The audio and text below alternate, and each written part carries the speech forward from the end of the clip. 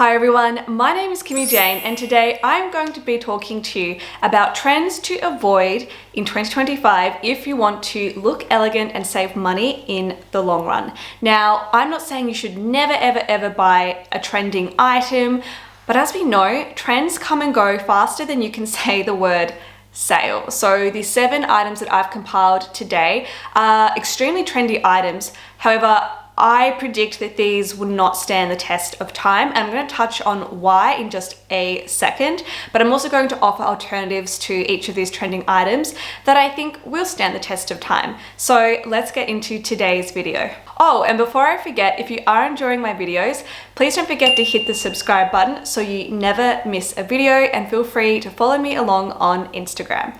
Okay, so the first trending item that I would avoid in 2025 is the fishnet ballet flats or mesh flats. To be honest, I do not think they're going to stand the test of time. Now, I know we've seen a lot of influencers wearing them and a lot of celebrities, but just keep in mind that when brands bring out a new item or a new fashion line, they bombard influencers with free product so that they can push it to people like us who consume social media, which is why there's a bit of a frenzy around these fishnet flats at the moment. But if you really look at them, they kind of look like a cross between fishing nets and ninja shoes. And to be honest, I actually find them quite unappealing, and they have been touted as the ugly shoe of 2024 by quite a few media outlets. But there's also, fashion magazines saying that they are the it shoe of 2024. They are like the it shoe currently, but the thing is, everyone is wearing them. And when everyone wears something, suddenly they're actually not cool anymore. And then we move on to the next thing. So that's why I think it's best to avoid the fishnet flats and opt for something like a classic ballet flat in a classic and timeless style, so you can wear it year after year after year. Next on my trends to avoid in 2025 is the chunky sneaker. Maybe this is controversial.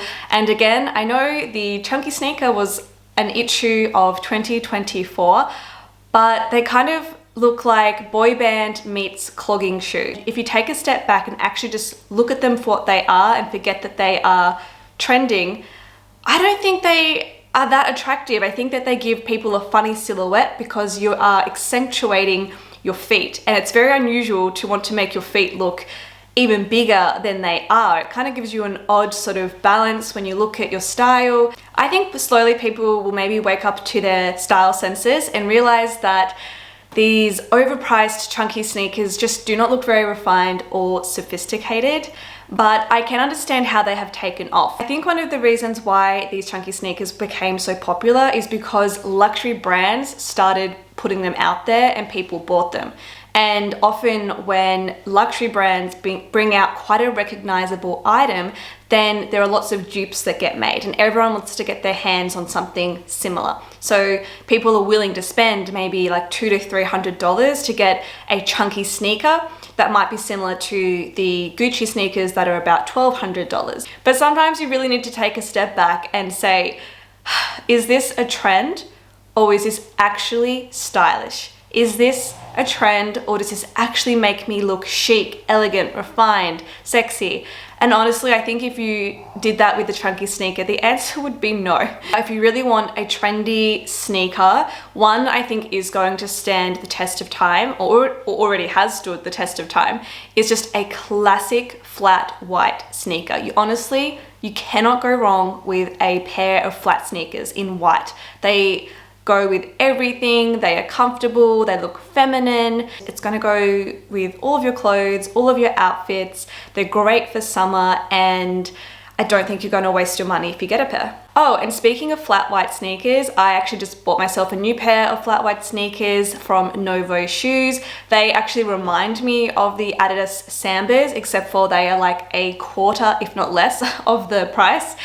So I will link that below if you want to get something that looks fashionable, but you're not having to pay like crazy prices for like literally the same sort of product. My next trend to avoid in 2025, please, is wearing Ugg boots outside of the home. I don't care if you spend $500 on your Ugg boots. Honestly, they are just for the home.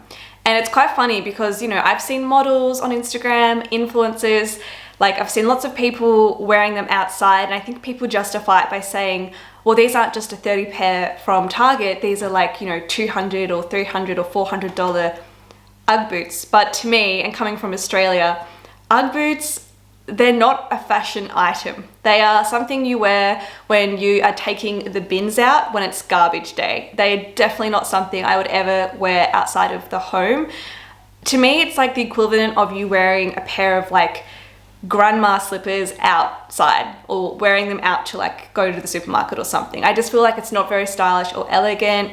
Yes, Ugg boots are comfy. Yes, they are convenient, but we can't wear them outside of the home. I'm so sorry. I don't really have an equivalent trending item to sort of like recommend if you really want to wear these sorts of things outside of the home. Instead, I would just say just wear like a brown ankle boot or just a nice pair of flats. Next on trends to avoid in 2025 is boxy and oversized blazers. And I'm talking like the more sort of extreme oversized blazers, like where it looks like you've sized up like 10 sizes, it's super long on your body, it accentuates your shoulders too much.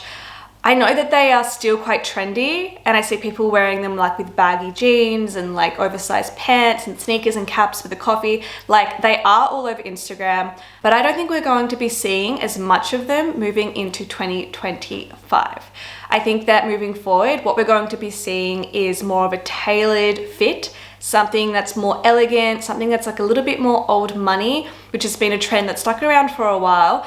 And I think we are going to see less and less of the oversized boxy blazer. Personally, I'm not a huge fan of boxy oversized blazers, but that's because I think they swallow us up, they ruin our silhouette. Going into 2025, if your goal is to look, you know, more on the classy, kind of like more classic style, then I'd probably avoid them and I would opt for a more tailored fitted blazer. I think they look super feminine and they give you a much nicer silhouette. Instead of buying into the boxy oversized blazer trend, I would definitely opt for either a cropped blazer or a more fitted and tailored looking blazer for 2025. Okay, the next trend to avoid in 2025 is the baggy mum jean. Jeans are definitely on trend for 2025, but not the baggy mum jean. Move over baggy mum jeans. We're making way for a beautiful straight leg jean or a slightly cropped jean or cuffed jean. So baggy mum jeans, yes, they've been popular to date, but they are so unflattering. I bought a pair myself actually ages ago, and because I thought they were on trend, I succumbed to the trend and I wore them once or twice, but I honestly just felt like I looked really sloppy. It's honestly giving Backstreet Boys. At least that's how I felt when I was wearing them. So yes, I think that again, if you want to go for a timeless classic look and invest in pieces that are going to become like a staple piece in your wardrobe that you're going to get tons of wear out of, this is not for you. The baggy jean is something to leave behind in 2024 and instead invest in a beautiful pair of like a nice straight leg jean. I think they look so elegant. They look great with like a nice tailored shirt or like a linen shirt. The next trend to avoid in 2025 is the tie front top.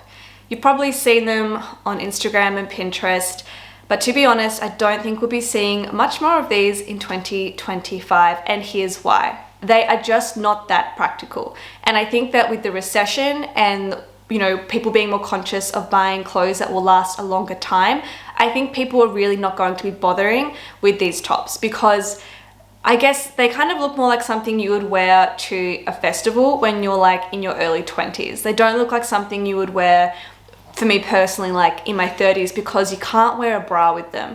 And I'm not saying you have to wear a bra with every outfit, of course not, but it's like quite revealing. It shows everything in the middle. If there was a gust of wind, I feel like it could like come up and maybe you would flash someone. And I don't predict that they will actually last into the new year. I think that moving forward in 2025, I would say a trend to try instead would be like a vest or a waistcoat. That has been around for a little while, but I think we're definitely going to see like suiting well into 2025. It's very elegant, very timeless, and those are the kinds of pieces that you can mix and match with like jeans, maxi skirts, even shorts, and get so much more wear out of them. I really believe that moving into 2025, brands are going to be putting out staple pieces more than ever because it is a recession and people are not looking to buy, you know, crazy bright prints that they can wear like one time. I think that we're going to see a lot more classic and versatile pieces, and I'm here for it. So the last trend to avoid in 2025 is big logo handbags. So what I mean by this is really loud designer handbags that have, like, you know, maybe the LV logo all over it, or just very in your face logos. And that's because of a few reasons, really. One is that quiet luxury is all the rage. Number two is that society has become aware of the fact that all of the big designer labels are making bags that are extremely expensive, but actually the quality is not that amazing, or it's not as amazing as it used to be. Just Google it, look at TikTok, look at YouTube, and you'll see exactly what I'm talking about. Another thing is that they aren't that sustainable or ethical. It's quite disappointing actually to find out that a lot of big designers still use sweatshops, and considering how much money they make and the profits they make, it's very disappointing that they can't invest in more sustainable practices. I think what we're going to see a lot more of in 2025, and what I would suggest, opting for quality handbags. And I'm not talking about necessarily buying mid-range luxury, and there are great brands like Coach or Oroton, for example, but I think also looking at smaller designers. I think that the trend moving forward is going to be buying handbags from slightly smaller designers and at more affordable prices, but where the quality is still there. So looking at like maybe real leather or high quality vegan leathers and small production. I think that that's going to be all the rage moving forward.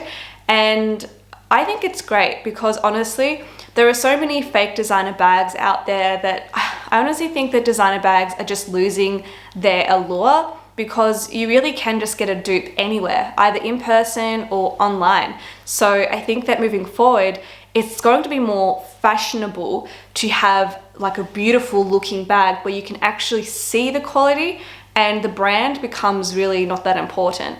But also, everything I've said is really just my opinion. If you own any of these items, it doesn't mean you have to throw them out, but if you haven't bought them already, I guess I'm suggesting that you avoid these trendy items because I don't think they'll last, and I think that a lot of these things are going to end up in people's closets. And I think that moving forward, I think it would be great if everyone sort of invested in more timeless, elegant pieces first, and then maybe sort of peppered their wardrobe with the occasional trend, so that you kind of end up, you know, always having a closet full of things that you can wear on a regular basis, which helps you save money in the long run. Well, thank you so much for watching this video. I hope you enjoyed it. Don't forget to hit the subscribe button so you never miss a video, and I hope to see you all next time.